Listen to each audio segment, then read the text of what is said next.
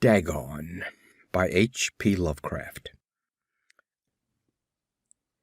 I am writing this under an appreciable mental strain, since by tonight I shall be no more. Penniless, and at the end of my supply of the drug which alone makes life endurable, I can bear the torture no longer, and shall cast myself from this garret window into the squalid street below. Do not think from my slavery to morphine that I am a weakling or a degenerate. When you have read these hastily scrawled pages, you may guess, though never fully realize, why it is that I must have forgetfulness or death. It was in one of the most open and least frequented parts of the broad Pacific that the packet on which I was supercargo fell a victim to the German sea raider.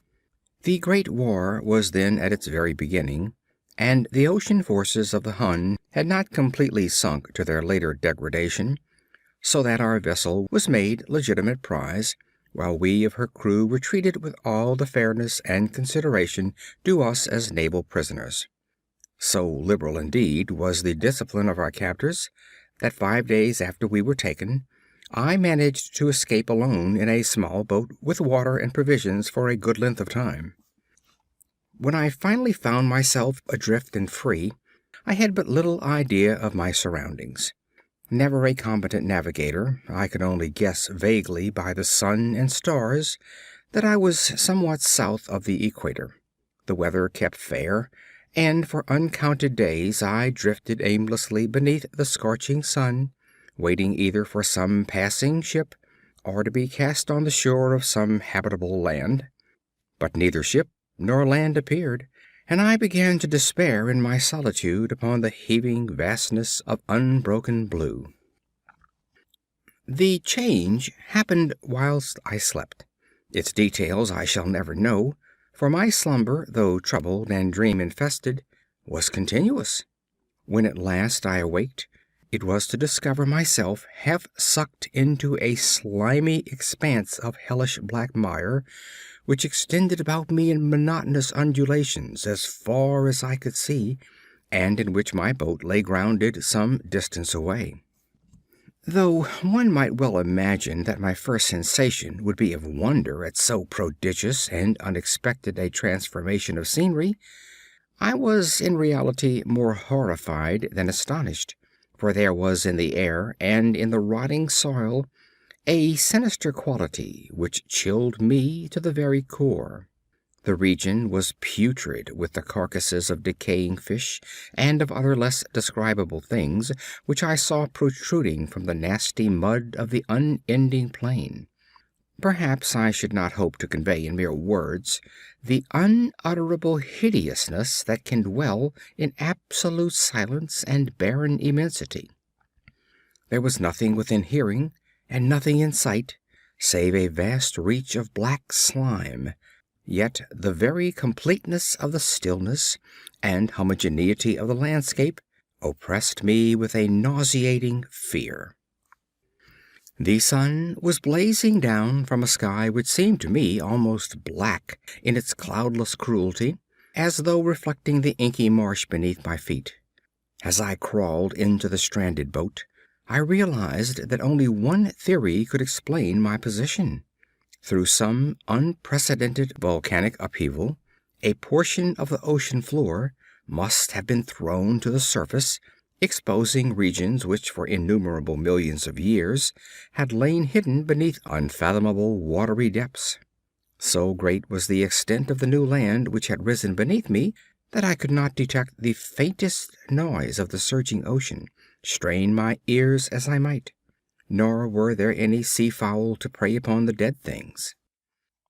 For several hours I lay thinking or brooding in the boat, which lay upon its side and afforded a slight shade as the sun moved across the heavens. As the day progressed, the ground lost some of its stickiness and seemed likely to dry sufficiently for traveling purposes in a short time. That night I slept but little, and the next day I made for myself a pack containing food and water, preparatory to an overland journey in search of the vanished sea and possible rescue. On the third morning I found the soil dry enough to walk upon with ease. The odor of the fish was maddening, but I was too much concerned with graver things to mind so slight an evil, and set out boldly for an unknown goal. All day I forged steadily westward, guided by a far-away hummock which rose higher than any other elevation on the rolling desert. That night I encamped, and on the following day still traveled toward the hummock, though that object seemed scarcely nearer than when I had first espied it. By the fourth evening I attained the base of the mound, which turned out to be much higher than it had appeared from a distance, an intervening valley setting it out in sharper relief from the general surface. Too weary to ascend, I slept in the shadow of the hill. I know not why my dreams were so wild that night, but ere the waning and fantastically gibbous moon had risen far above the eastern plain, I was awake in a cold perspiration, determined to sleep no more. Such visions as I had experienced were too much for me to endure again, and in the glow of the moon I saw how unwise I had been to travel by day. Without the glare of the parching sun, my journey would have cost me less energy. Indeed, I now felt quite able to perform the ascent which had deterred me at sunset. Picking up my pack, I started for the crest of the eminence. I have said that the unbroken monotony of the rolling plain was a source of vague horror to me, but I think my horror was greater when I gained the summit of the mound and looked down the other side into an immeasurable pit or canyon whose black recesses the moon had not yet soared high enough to illuminate.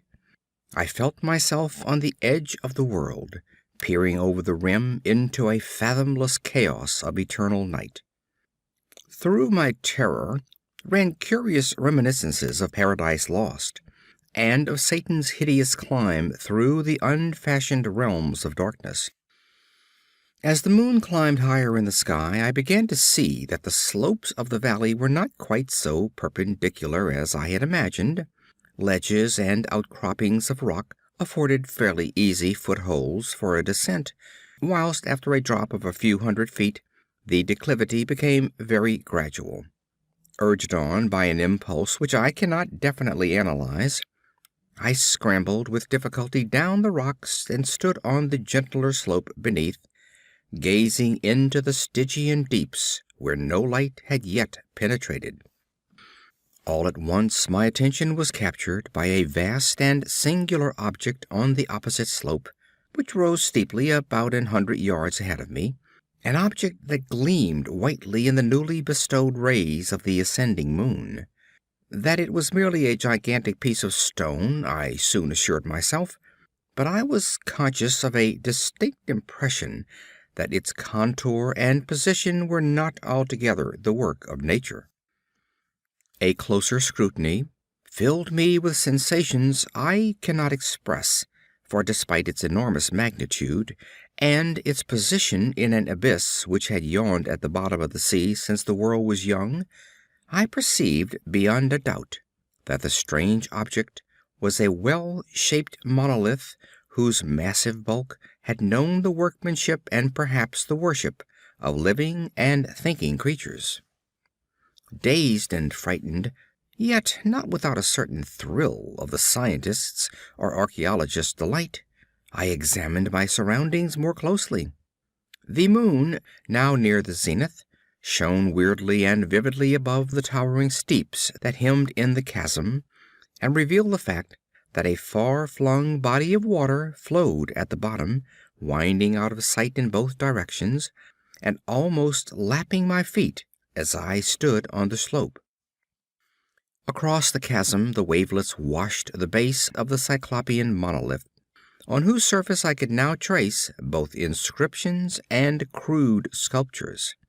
The writing was in a system of hieroglyphics unknown to me, and unlike anything I had ever seen in books, consisting for the most part of conventionalized aquatic symbols such as fishes, eels, octopi, crustaceans, mollusks, whales, and the like.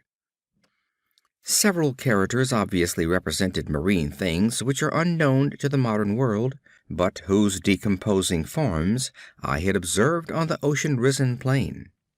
It was the pictorial carving, however, that did most to hold me spellbound. Plainly visible across the intervening water on account of their enormous size, were an array of bas-reliefs whose subjects would have excited the envy of Doré.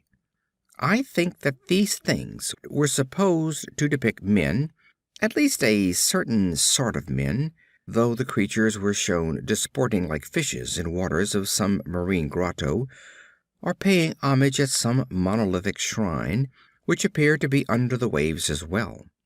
Of their faces and forms I dare not speak in detail, for the mere remembrance makes me grow faint. Grotesque beyond the imagining of a Poe or a Buller, they were damnably human in general outline, despite webbed hands and feet, shockingly wide and flabby lips, glassy, bulging eyes, and other features less pleasant to recall. Curiously enough, they seem to have been chiseled badly out of proportion with their scenic background, for one of the creatures was shown in the act of killing a whale, represented as but little larger than himself. I remarked, as I say, their grotesqueness and strange size, but in a moment decided that they were merely the imaginary gods of some primitive fishing or seafaring tribe, some tribe whose last descendants had perished eras before the first ancestor of the Piltdown or Neanderthal man was born. Awestruck at this unexpected glimpse into a past beyond the conception of the most daring anthropologist, I stood musing whilst the moon cast queer reflections on the silent channel before me. Then, suddenly, I saw it. With only a slight churning to mark its rise to the surface, the thing slid into view above the dark waters. Vast, Polyphemus-like, and loathsome, it darted like a stupendous monster of nightmares to the monolith, about which it flung its gigantic scaly arms, the while it bowed its hideous head and gave vent to certain measured sounds. I think I went mad then. Of my frantic ascent of the slope and cliff, and of my delirious journey back to the stranded boat, I remember little. I believe I sang a great deal and laughed oddly when I was unable to sing. I have indistinct recollections of a great storm some time after I reached the boat. At any rate, I know that I heard peals of thunder and other tones which nature utters only in her wildest moods. When I came out of the shadows, I was in a San Francisco hospital, brought thither by the captain of the American ship which had picked up my boat in mid-ocean. In my delirium I had said much, but found that my words had been given scant attention. Of any land upheaval in the Pacific, my rescuers knew nothing, nor did I deem it necessary to insist upon a thing which I knew they would not believe. Once I sought out a celebrated ethnologist, and amused him with peculiar questions regarding the ancient Philistine legend of Dagon, the fish god, but soon perceiving that he was hopelessly conventional, I did not press my inquiries. It is at night, especially when the moon is gibbous and waning, that I see the thing.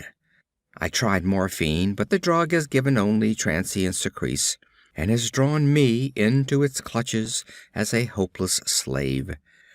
So now I am to end it all, having written a full account for the information or the contemptuous amusement of my fellow men. Often I ask myself if it could not have all been a pure phantasm, a mere freak of fever, as I lay sun-stricken and raving in the open boat after my escape from the German man of war. This I ask myself, but ever does there come before me a hideously vivid vision in reply. I cannot think of the deep sea without shuddering at the nameless things that may at this very moment be crawling and floundering on its slimy bed, worshipping their ancient stone idols, and carving their own detestable likenesses on submarine obelisks of water-soaked granite. I dream of a day when they may rise above the billows, to drag down in their reeking talons the remnants of puny, war-exhausted mankind; of a day when the land shall sink, and the dark ocean floor shall ascend amid universal pandemonium. The end is near. I hear a noise at the door, as of some immense slippery body lumbering against it. It shall not find me. God! That hand! The window! The window! End of Dagon.